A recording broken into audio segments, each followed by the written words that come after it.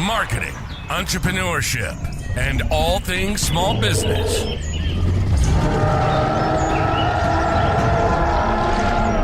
You're listening to the Jurassic Marketing's Triceratops. Now, here's your host, Justin Miller. Right, we are rocking and rolling this year.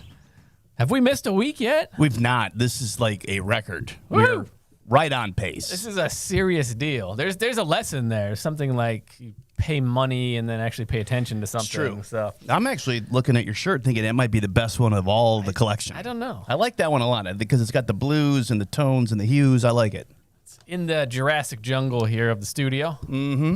We were just talking about we need some more decor, more plants, but that is not the podcast topic today. How to buy plants for your office. No. It is how to buy. Okay. So we're going to talk about how to buy marketing services, which I get sounds completely self-serving. That's This is where I just put your number and email at the over the entire screen. That's not what we got going on here. But the reason this came up is really when I'm working with our sales team and listening to calls and Zoom meetings and stuff, a lot of prospects come into those meetings saying the wrong things.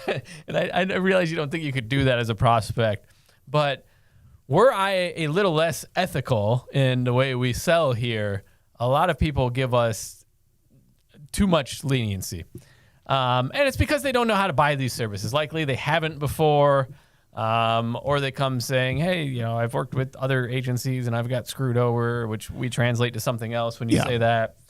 And there really is a right or a wrong way to set yourself up for not only success, but getting the most value out of your investment with a marketing agency. I think it's interesting. I would have thought you'd have more of the I know what I'm doing, but I can't get the right results, so fix it for me, as opposed to I'll just ask the wrong questions and hope that you drive me the right direction. Yeah, and we'll talk through it, but a lot of people come and have no idea what they want. So not only they don't know how to do it, they also don't know what they want the end result to be. Right. So a complete lack of clarity on what they're trying to. Basically, they come in with 20 different ways that an unethical agency could take advantage of them, and then it's often followed up with, "I've worked with so and so and so and so, and I got nothing. I got ripped off." Well, we're gonna teach you how to not be the victim today. I just want more business. Can you help me? Yeah, those got to be the worst. I mean, that's a start. Yeah. But if it stops there and you cut a check, that probably was kind of. I just trust you. Up. Just do it for me. I mean, what can go wrong? Here is the other challenge specific to marketing agency world, and it tarnishes everyone that's doing a good job with marketing agency work, but it is full of snakes.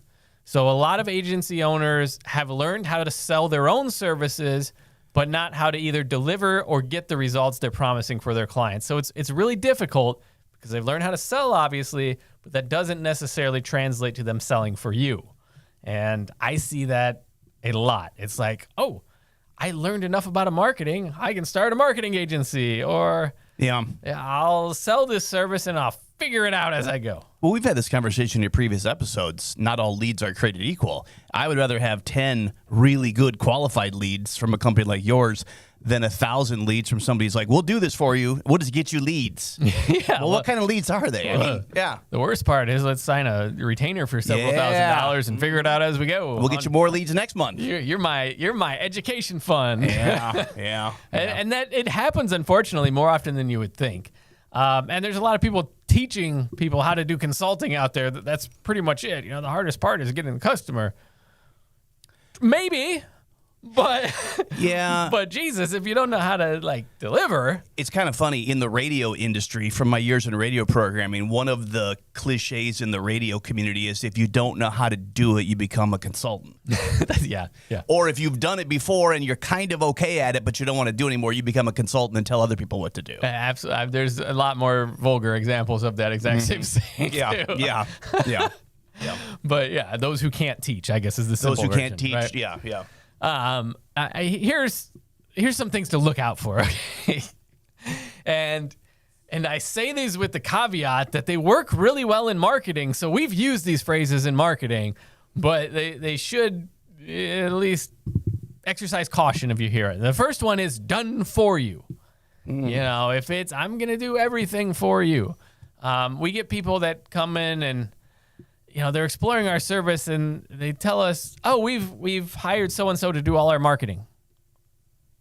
And you just gave them the blank check and said, go. And you can't, we'll get more details here as we go, but you can't like get rid of the whole responsibility of an entire department function. That doesn't work. Guaranteed ROI sounds amazing. That does sound great. Right? But if this is actually marketing and advertising, there's really no guarantees. If there is, there's something a little off. Now, guarantees are very powerful marketing angles, and we have guarantees, but you'll note that it's not, you know, a 10-to-1 ROI. I don't know if you've been following like the AI news lately. A little bit. But there's like the Claude bot is the thing that's been getting all the news lately. Yeah. There's a couple notable examples. One of the Claude bots, so those that, I try not to get too geeky here, but essentially it's an AI model you can install on your own computer, so it's not cloud-based, and you can allow it permissions to deal with your files, your email, your programs. It can buy stuff, so whatever you want to do. Great. And it can do this fairly autonomously, which is really interesting. Obviously, this is the way it's going, and it'll be really interesting in the future where it goes, but it's in its infancy right now. So, so one of them had actually spent about $5,000 overnight, and the owner, I don't even know, I guess we're going to have a term eventually, the master. Sure. Yeah. The owner comes in and chats with it, and people have these AIs tied into where they can make phone calls and communicate with them and all kinds of stuff, but chats with it and says, did anything strange or obscure happen last night? The bot says, no. Well, what about this charge for $3,000? It's like, oh, that. Yes, that's not strange. I did the research and I enrolled us in this mastermind, and I checked it out. I did all the research. It all sounds great. It's guaranteed. We're gonna return our investment 10-to-1. Nice. And it had joined. I think it bought something for a course. It bought a course from Alex Hermosi, and it enrolled in someone else's mastermind for a few grand overnight. I love it. Because that was gonna solve everything. Huh. And it's just so funny because it's like I did the research online and it all checks out. Wow. Like, yeah. Yeah, sure. So maybe like don't give the AI your credit card necessarily, but it sounded good, right? And that's why it works for marketing. I mean, I'm laughing because it's stupid that the AI, the robot, did it, but the humans do this too. So from that aspect, I guess it's scary correct. Mm-hmm. You know, the other kind of saying, the alarm bell saying is, you know, this worked for our last client, so it'll work for you. Yeah. You're all the same. I mean, yes, that's a good starting point. But you got to be aware if that's the sales promise. So really, entrepreneurs and small business owners, when they do this, they aren't really failing at marketing per se, but they're failing at buying marketing. And I buy marketing. We're a marketing agency and I buy marketing. So like, you know, I'm not like this channel's better than that channel. We've talked about that ad nauseum on the podcast. Yeah.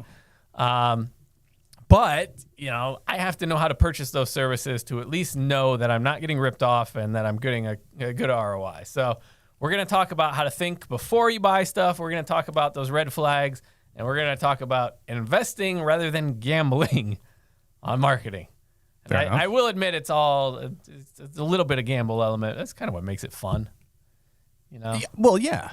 For a while, until you lose a lot. Yeah, for a while. That's part of the entrepreneur game too. But you know, it's like this is the reason I don't gamble at the casino is because like so much money comes in and out of the business. Like, I think that's probably some of the same emotions that gamblers feel. Yeah, you get excited, you get down. Yeah, you get excited again. You convince yourself that won't happen again. Except for when I was 21 and like, I'm like if I go to the roulette table and just keep doubling my bet, when I walk in, there's a 99.8% chance that I'll come out ahead, but eventually you don't. Okay. And that's how the casino is. You could write a book about that. Someone would buy it. And True. How to eventually lose money gambling.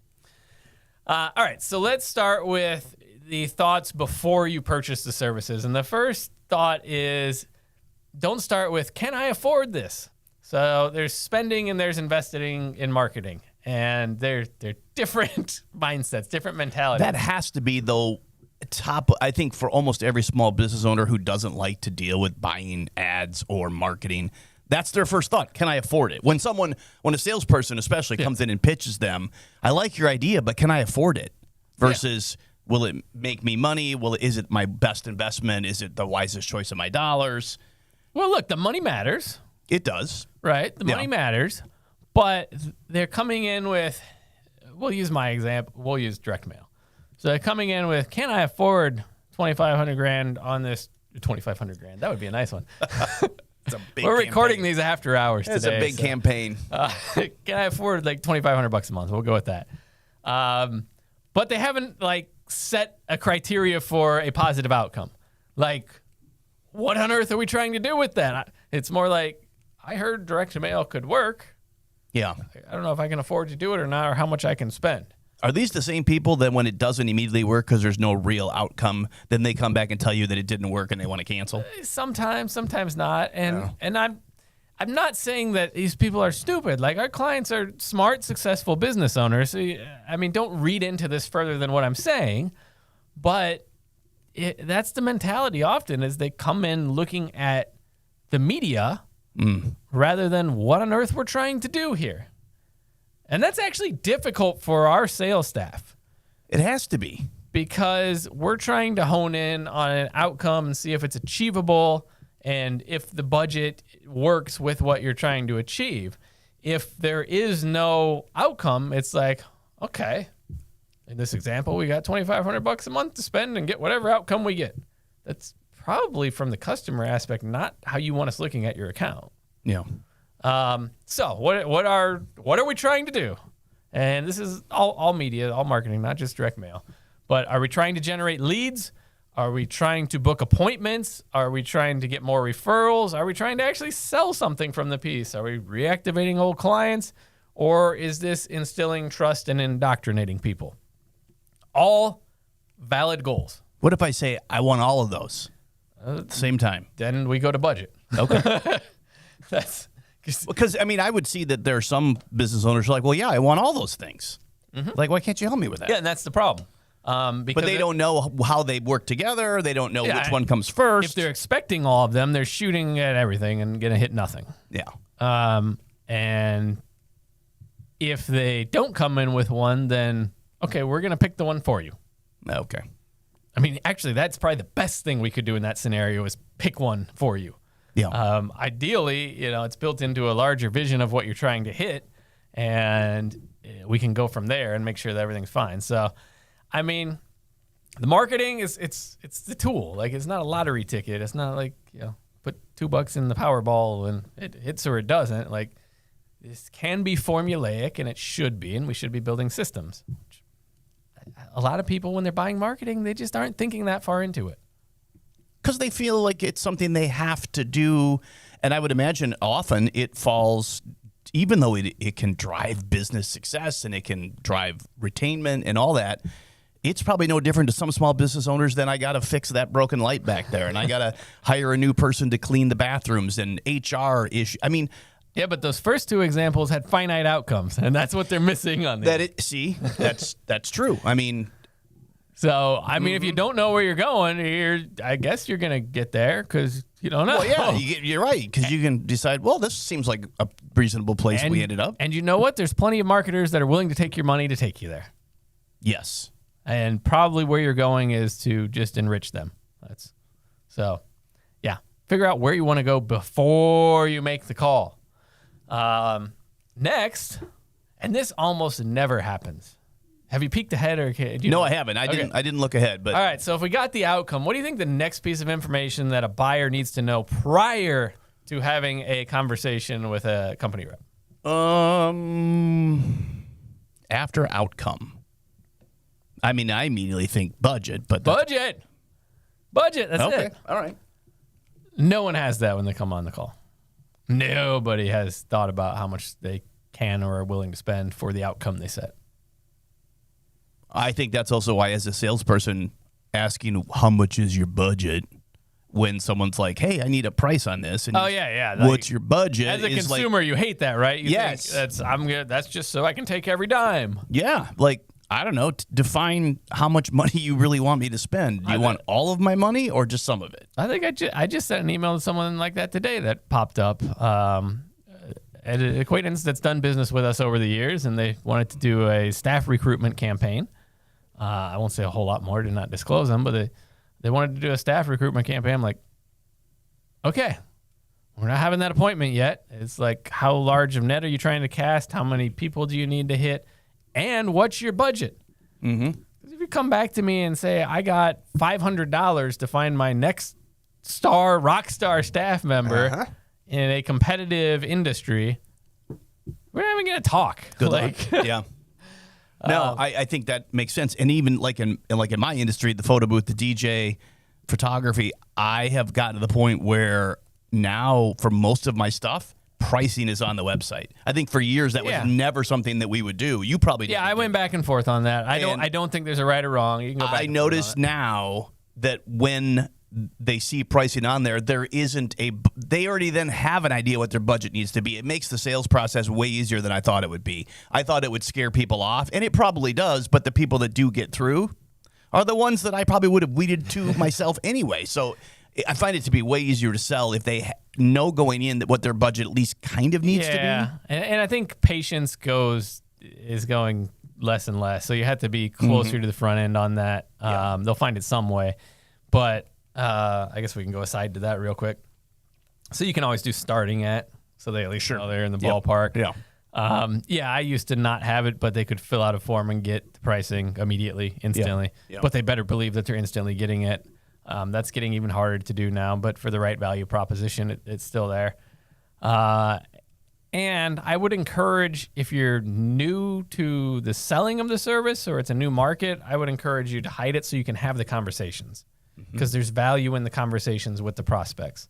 And we have that right now with a newer market that we're going into, where we just haven't had the volume of conversations. We have the outcome. We know we can achieve the outcome, but that doesn't magically make the clients flood in for that service. So right now we're kind of hiding that, whereas in the future, it will probably be in the pre-appointment series, so they've already seen it before they come. And then the sales conversation is different. You know, I used to say to the reps in my old business, it's like, if they're sitting in front of you and they physically came in and they've got the prices, your job's not to screw it up. Exactly. Your close rate should be pretty high. Yeah. Because you're right. You had them, we need to make an appointment. We got to come in. We got to go through this. If they got to that point, they were a client. You just needed to take their money and close them. Yeah, we gave them some options, and we figured out what fit best, and there's always an opportunity for some upsell and cross-sell. Yeah. But, yeah, by and large, they had made the decision to buy, and even more so people do their homework up front. But buying marketing service is a little different, so I got to get back off this tangent here. This will be the longest episode we've ever had. All right, so budget. So here's what happens if you don't have a budget. Sales rep's going to guess. Yep. Chances of me guessing accurately, very low. I'm either going to oversell you because I need to meet my quota or my numbers. Yep. Or I think you have more budget or you're a larger size company, or I'm going to undersell you. Just as big a problem. Like if I don't give you the package that's going to serve the outcome you need for the size of business and the industry and everything like that, I could undersell. Like I could sell you a $2,000 a month package when to you that doesn't matter. Like there's no way it's going to provide enough lead gen to help the established business. It might be $5-10 grand a month, something like that. Or they're going to sell what they like to sell and not what you actually need. Or what's easy, to take the it's super quick money. This works. This works for the last client. Yeah, easy. Because salespeople, I mean, there are great salespeople, and I think there are a lot of salespeople that will just work to the lowest common denominator. Yeah. If it's easy to sell you this, I think you need it. In fact, I really think you need it. I think it's perfect. Yeah, I mean, I guess you have to size up whether this is a true consultative selling process or it's a disguised consultative selling process. It's true consultative. Yeah, come in with the budget and the outcome and see. I mean, if they have a fake mustache on and glasses, then it's probably fake. With the big nose. With the big nose. Beware. All right, so when you're setting the budget, it's easy to not put enough money there. And this obviously sounds self-serving, but so take my direct mail out of it and use like a pay-per-click agency or something. You need to consider the lifetime value of the customer, not just the upfront transactional value. Media is expensive. Acquisition's expensive. It's only getting more so across all media right now. So we got to make sure that we are looking at the long-term value we're going to get from acquiring the customer, set the budget accordingly. Sometimes that is a break even. Sometimes it's even a loss on the upfront transaction. So important that we know that. And, okay, we get it back in month 2. Okay, how many of those can we sustain? What's the budget for that, et cetera? You need to know how often or your frequency on stuff, or direct mail, it's how often we mail, but it's frequency on online metrics. We need to know if we're testing or if we're scaling. So, okay, we haven't done anything before. Is this a test budget? And a test means something different to different people. In direct mail world, a test to some clients can mean 500, and to other clients it can mean 25,000. Mm-hmm. So again, you come, you say you want to test. I hear that. But if I don't have a budget, I don't even know what we're playing. I don't even know what game we're playing. And then the cash flow considerations, just your tolerance for not only the risk, but the timing of return on that. So, Yep. By all means, have the budget. I mean, don't say I have to spend this in the next 2 weeks. So don't be stupid about it. But it is an important piece of the puzzle to get to the right outcome. All right, so now we got budget, we got the outcome we want. Now we got to understand what on earth we're buying. Oh, and good from bad. So many things.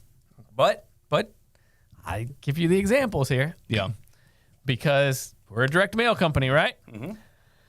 It's not exactly sure what that means. It means different things to different people. So you put stamps on stuff and send it out. Isn't that what you do? Sure. Yeah. But print postcards. But is that what people are buying? It depends. So we have different service offerings, and this is true of other media as well. So are you buying strategy help or just the execution? So the execution is that's a really good. That's a great distinction postcard. Because so many marketing people now will help you with everything. We'll help you figure out the theory behind it and what your stuff.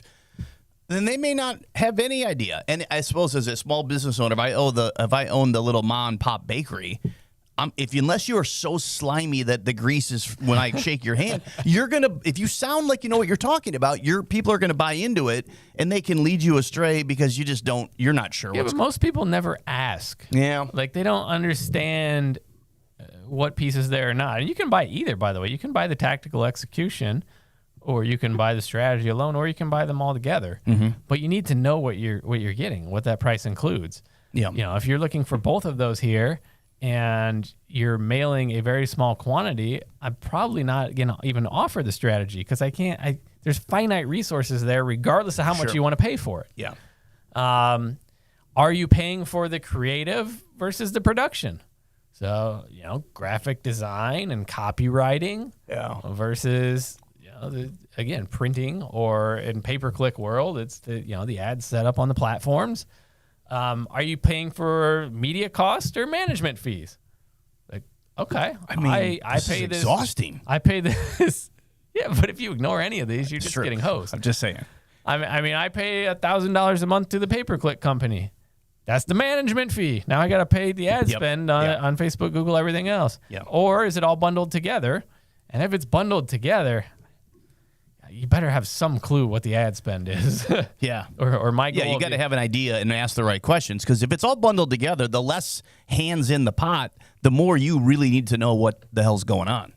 Yeah. Not that you don't anyway, but if you don't ask the right questions and it's all bundled together, you stand a much bigger chance of things not going correctly. Well, or you're not maximizing your investment. We'll say that. So if I'm in the agency world and I am under this all-in-one type pricing model, my goal is to get your outcome as cheaply as possible from a delivery standpoint, keep you happy, keep you around. Yeah. But maybe you were entitled to more and could have got better results for the same price. You don't know if you don't ask. Okay. And then finally, what's a one-time expense? What's an ongoing cost? So if we have a bunch of this creative stuff, guess what? All the work's up front. Yeah. And this is the way a lot of agencies work. The real work is the onboarding of that new client. And sometimes we even lose money, and then we recoup it over time when it gets easier hitting repeat and just testing and splitting things. So make sure you understand, what's being included there. And then the agencies get mad in like a year when you bring that thing in house that they weren't doing anymore anyway. You know, you see this all the time. Rip-offs to look out for, just tactics without strategy behind them. Yeah, I can do that for you. Yeah, I can put that ad online. Yeah, Sure. I can build that funnel. Mm-hmm. But you know, if we haven't done it into the strategy, you're gonna get ripped off. The opposite's true as well. Sometimes you find a really smart provider that they're all strategy and they're all plan. Mm-hmm. And you buy a plan. Yep. And then you have to figure out how to implement said plan, or that's like step 2 where they make their real money. Yeah. I mean, we used to have a model similar to that, so I'm not knocking the model, but you know, for a few grand, we came out and built a plan, and then we would bid out the execution of that plan for you. So it was all front and center, but you need to make sure you understand what you're getting. So you got to figure out, you know, what's supposed to happen every month, what's reused, what's one-time cost. Also, what is your role in the relationship as the buyer? What are you responsible for? What is the commitment in this? Yeah. So I was on the receiving side of a sales call today for it's toting the line between mastermind and coaching group, essentially. Did your chatbot get you to that? No. Claude said, "Here, this is for you." It didn't know. It would have just bought it. Yeah, that's true. Would have just spent it. But they requested 20 hours a month of execution time on my part. I know I don't have 20 hours a month. That's a significant amount, yeah. But they were very clear on that. So but that allowed you to help make a decision. If you didn't know that, you thought, well, maybe it's 5 hours a month. And then you get into it and you're like, you need how many hours a week? Yeah, no, I have zero interest in that right now. They will get my money in the future. Okay. So that's win-win. Because you'll have more time, or they will eventually find a way to do it for you? It's absolutely a calendar timing issue. All right. And they were smart enough to hone into when that timing may be as well. So we'll see if they follow up. I asked them if they had a tag in their CRM system for guy won't follow the drill. And he's like asking the question, like, are you going to get back to me when I want to do business with you? I mean, that's amazing because we get to laugh about it because there was no strategy or there's no follow-up sequence. Every time you buy something, it could be lights on your house, and there's a lesson in it. And we're talking, and I'm like, how, like, because I know you well enough, like, when you're going to buy something, you're going to buy it. You've already done like, I want to put these lights, these Christmas lights on my house. You're going to make me jump through hoops you're actually not going to call me back or come out for an estimate? So this one was pretty early in the process. So you're right. Usually I research everything. In this case, they had an event coming up pretty soon in the future. So I'm like, all right, let's just, I'll be able to diagnose this quicker with talking to them than I will doing all my research. So ChatGPT got me a little bit, and then it failed a little bit. So, all right. So that is the understand what you're paying for. Man, we got a lot of content in this one. There's a lot here, yeah. All right. But it's all super important. Probably we can turn this into like a report or something. How not to get ripped off. Ooh, yeah. All right, so let's talk about the red flags, the do not swim flags. Sorry, I'm still in Costa Rica on vacation right now. I actually reread your. This is going to be the longest episode ever, but at some point we don't have to do it today. But I do want to hear stories about driving through a country in the dark with no GPS. I reread that email like 3 days later. I'm like, No, I had GPS because I downloaded the Google Maps. There was no cell service. Oh, there was no cell service. So okay. I was smart enough to download the maps before I landed in the country. Because your trip home was significantly not what you thought it was going to be. And now that probably would have been an easier episode to record. We'll put that one in the mix. But I was fascinated about driving through a country you've never been in. Driving through wildfire at night in the dark on shitty roads. That was a good one. That's a good way to end the vacation. Anytime you experience some adversity in your life, it makes good marketing fodder. So true. All right, red flags for agencies. Number one, we talked about guaranteed ROI. Mm-hmm. Like, it just doesn't make logical sense now. Too good to be true. No contract. I mean, that's handshake deals. Seems like a no-brainer. We'll call you. Surprise. No, I wouldn't be actually. Yeah. If it ends in give me your credit card number, and then that's kind of where it stops. Yeah. The other one that you have to flesh out a little better is no clear process.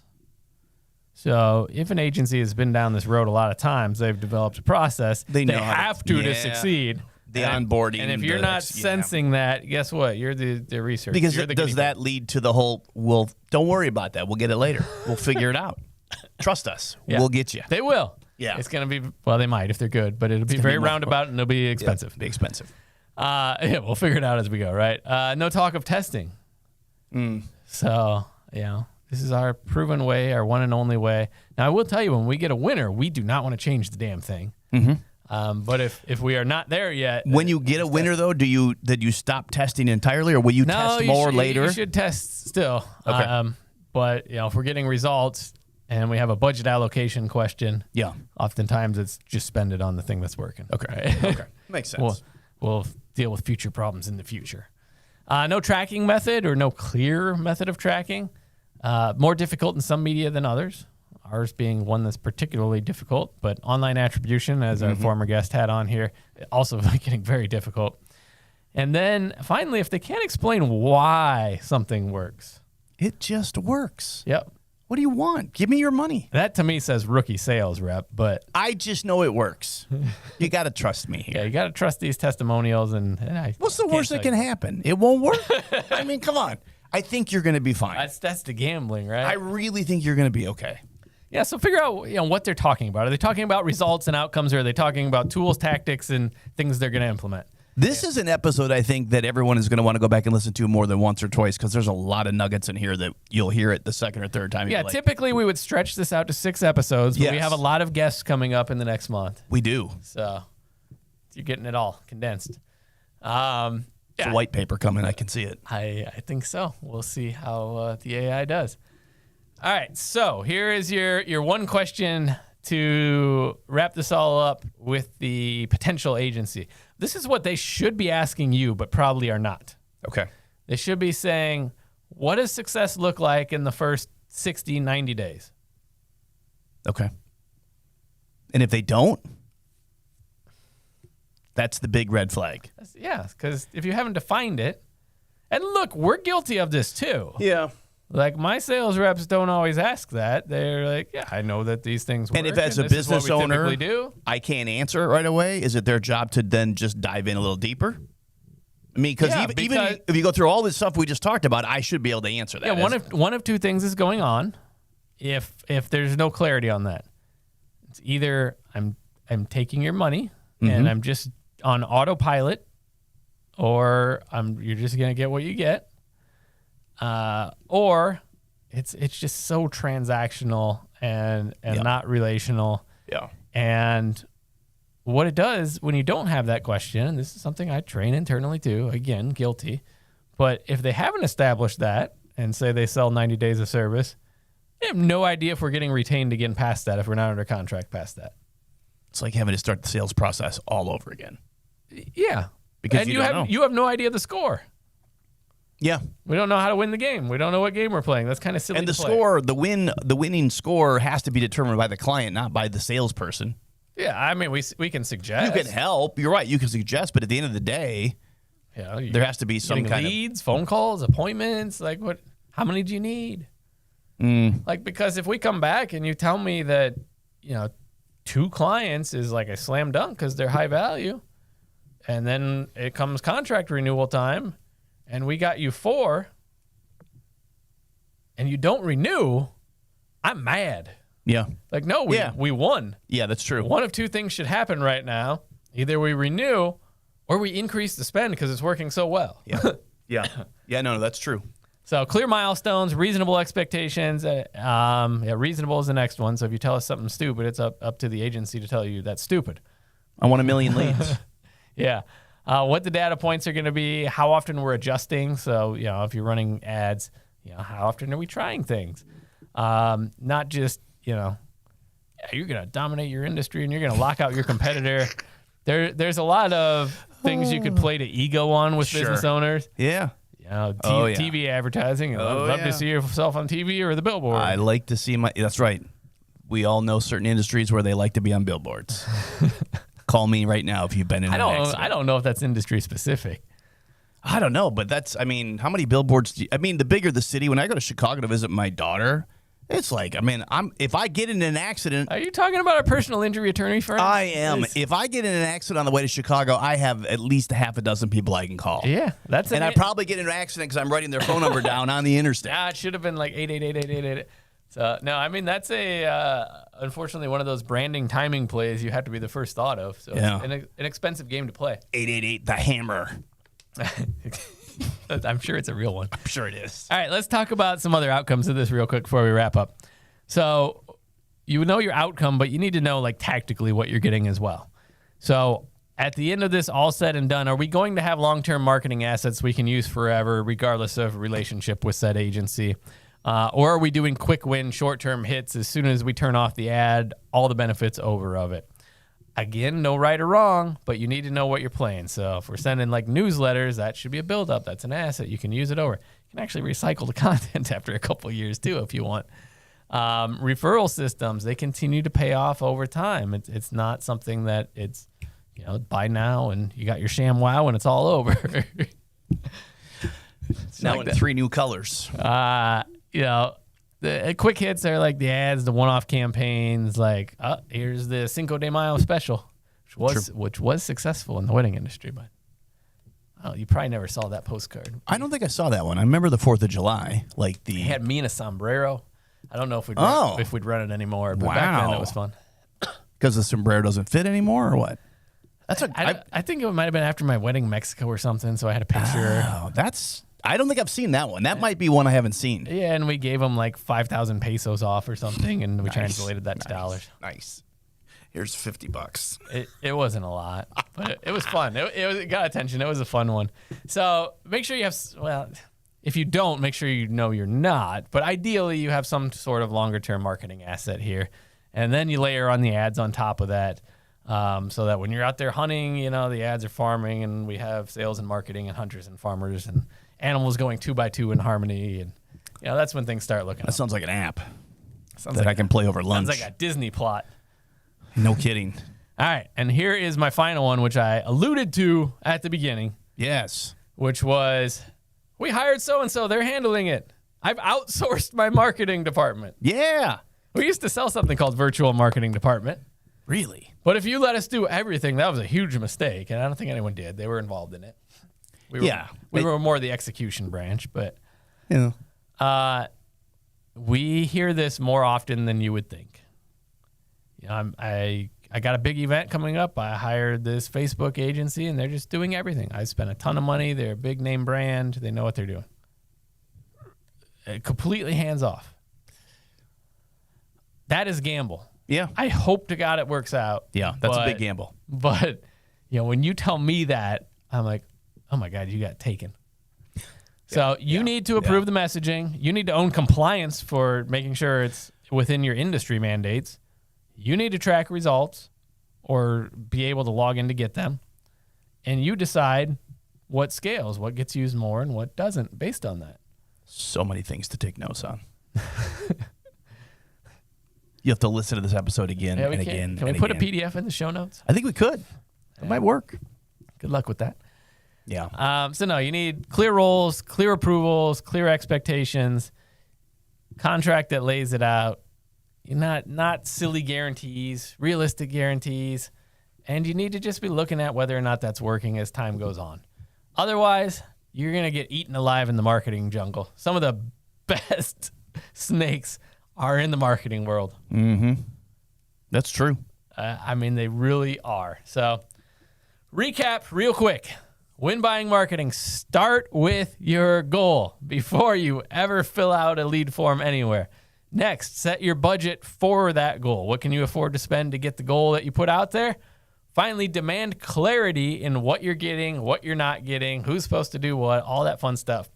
Avoid ridiculous guarantees, we'll call them. Anything that is too good to be true probably is. Build long-term assets and think long-term about the entire thing rather than random acts of one-hit marketing. And you will not get eaten alive in the marketing jungle. One-hit marketing wonders. Yep, I call them random acts of marketing. There you go. Like boy bands. And then we wonder why the cash flow is like a roller coaster. Yeah, I think the big thing we learned there is that as an owner, you have some responsibility. You cannot just say, take care of this for me. No, you can't. Even if you have a staff member that's in charge of it, you really can't. You still got to look at the scorecard and the outcomes and help. So there we go. If you want to help out with that, you want us to second guess someone else. If you bring me a good example, I'll happy to look at it. Thankfully, we only sell direct mail. So if you're curious about the other half of your marketing, I'm happy to look and give you an armchair quarterback opinion. It's worth what you pay for it. But no, reach out to us. Heck, if you're a current client and we're not serving you in one of these capacities, here we go. Get back in touch with your account exec and let's set some clarity around that, because it allows us to serve you better. It really does. It allows your dollar to go further when we know what we're trying to accomplish with it. And we'll leave it at that, because I believe, other than when we've released like webinar type stuff as episodes, this is the longest, most in-depth podcast. This may be the longest ever. So there we go. We're starting the year strong. By December, we're going to have 5-hour podcasts. Thanks for listening to the Triceratops podcast. Be sure to subscribe and leave your comments. For more information on how Jurassic Marketing Direct Mail can help grow your business, visit JurassicMarketing.com.